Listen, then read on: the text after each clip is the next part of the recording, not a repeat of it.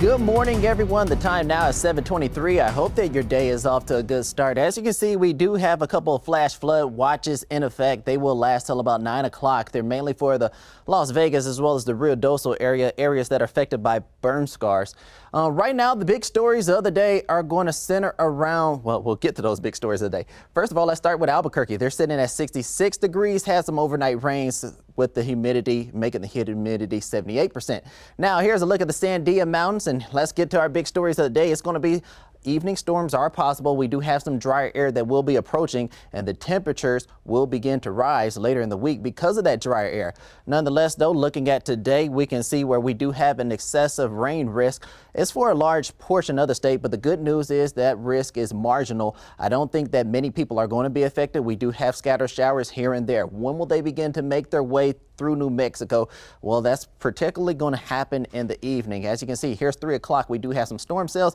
By 5 o'clock, we will have even more storm cells. They'll be more prominent, and they'll probably last till about 8 o'clock. But take a look at this right here. Now, notice I mentioned that we do have some dry air coming in. That's coming from off the west coast, and it's going to be making its way through Arizona as well as New Mexico. And then once it makes its way to New Mexico, we're going to see those storm chances significantly go down and those temperatures begin to rise. As far as tomorrow, we do have some storms that we are tracking. They're going to mainly be towards the central part of the state. And then on Monday, we do have a chance at some more storms, but they're going to be towards the Las Vegas area, more in that northeast portion of the state down to the southwest part of the state. But most of us are just going to really be heating up for the most part. And let's take a look at our zones, starting with Farmington. They're going to be at 92 for the day, and then they're going to heat up to about 99 degrees. A lot of this is because of that dry air. Notice that each day just gets a little bit hotter. Now moving down to the southwest part of the state, where they do have some storm cells as well. There's Socorro, 97 degrees. That's going to be pretty hot. TRC at 97 as well. Silver City, 87 for today and tomorrow. And they're going to be pretty much saturated in storms with storm possibilities for the remainder of the week. Roswell, probably the hottest part of the state in the southeast corner. They're going to be at 97 degrees for the day, then 100 on Sunday, 102 exact, and then Monday, 104.